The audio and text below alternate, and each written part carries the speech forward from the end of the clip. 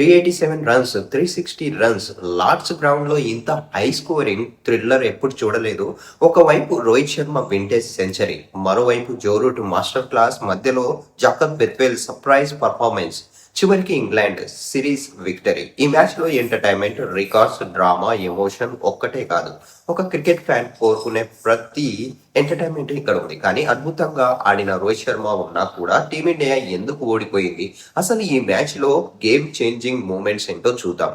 అయితే ఆలస్యం చేయకుండా India versus England third ODI జరిగిన టాప్ 5 మూమెంట్స్ ఏంటో ఇప్పుడు చూద్దాం. Number 5, Jacob Bethell changing the game. ఈ సిరీస్ ప్రారంభమయ్యే ముందు జాకబ్ బెత్వెల్ గురించి చాలా మంది పెద్దగా ఎక్స్పెక్టేషన్స్ పెట్టుకోలేదు. కానీ ఈ సిరీస్ లో ఓపెనర్ గా ప్రమోషన్ వచ్చిన తర్వాత తన వాల్యూ ఏంటో చూపించాడు.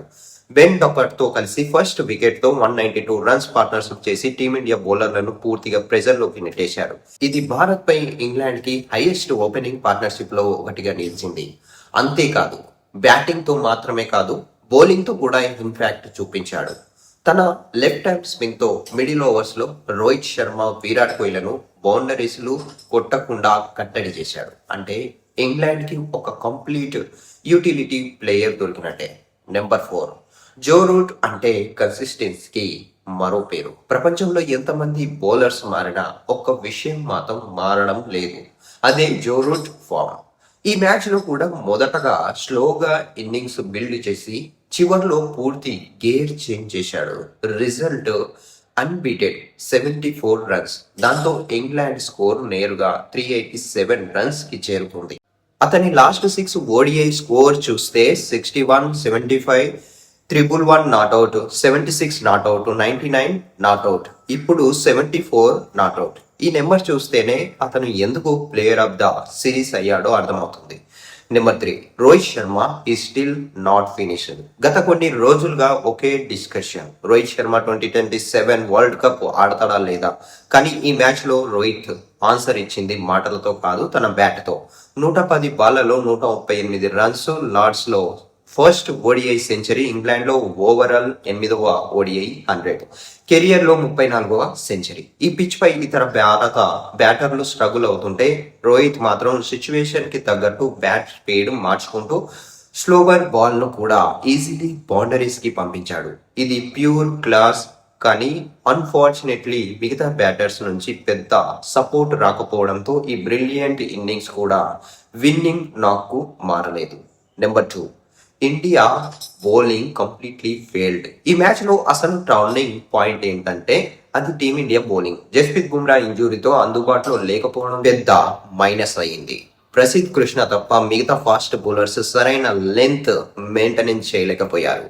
పవర్ ప్లేలో లూజ్ బాల్స్, మిడిల్ ఓవర్స్ లో ఈజీ సింగిల్స్, డెత్ ఓవర్స్ లో భారీ బౌండరీస్, ఇవన్నీ ఇంగ్లాండ్ కి ప్లస్ పాయింట్ అయ్యాయి. చివరి 3 ఓవర్స్ లోనే ఇండియా ఏకంగా 62 రన్స్ ఇచ్చింది. రివర్స్ స్వింగ్ వచ్చినా కూడా దాన్ని పూర్తిగా యూజ్ చేసుకోలేకపోయింది. అక్షర్ పటేల్ కూడా ఈ పిచ్ పై పెద్దగా ప్రభావం చూపించలేకపోయాడు. Number 1, India has big question before 2027 world cup. ఈ మ్యాచ్ ఓడిపోవడం కంటే ఈ సిరీస్ లాస్ అవ్వడం టీమిండియాకి చాలా పెద్ద వార్నింగ్. ఈ మ్యాచ్ లో ఇండియా 4 బౌలర్స్, 1 స్పిన్నర్, మొత్తం 5 బౌలింగ్ ఆప్షన్ లో బరిలోకి దిగింది. అయితే కుల్దీప్ యాదవ్ కి ప్లేస్ లేదు, హార్దిక్ పాండ్యా అందుబాటులో లేడు, నితీష్ కుమార్ రెడ్డి కూడా లేడు, శివం దుబే బెంచ్ పైనే ఉన్నాడు. అంటే క్వాలిటీ స్పిన్ బౌలింగ్ ఆల్రౌండర్ లేకపోవడం ఎంత పెద్ద ప్రాబ్లంతో మరోసారి బయటపడింది. 2027 వరల్డ్ కప్ సౌత్ ఆఫ్రికాలో జరగబోతుంది. అక్కడ పేస్ బౌలింగ్ బౌన్స్ ఎక్కువగా ఉంటాయి. అలాంటి కండిషన్ లో స్ట్రాంగ్ గా ఫాస్ట్ బౌలింగ్ కాంబినేషన్ లేకపోతే వరల్డ్ కప్ గెలవడం చాలా కష్టం. అందుకే ఇప్పటి నుంచి టీమిండియా తన బెస్ట్ కాంబినేషన్ ని ఫిక్స్ చేయాల్సిన అవసరం ఉంది. అయితే మొత్తానికి లార్డ్స్ లో జరిగిన ఈ మ్యాచ్ ఒక ODI complete classic. Rohit Sharma century, Joe Root class, England match score, India fight back, చివరికి ఇంగ్లాండ్ సిరీస్ విన్. కానీ టీమిండియాకి మాత్రం ఈ సిరీస్ చాలా క్వశ్చన్స్ వదిలి వెళ్ళింది. మరి మీ ఒపీనియన్ ఏంటి? రోహిత్ శర్మని 2027 వరల్డ్ కప్ వరకు కొనసాగించాలా లేదా ఇప్పటి నుంచే న్యూ టీమ్ బిల్డ్ చేయాలా? మీ ఆన్సర్ని కామెంట్లో తప్పకుండా చెప్పండి.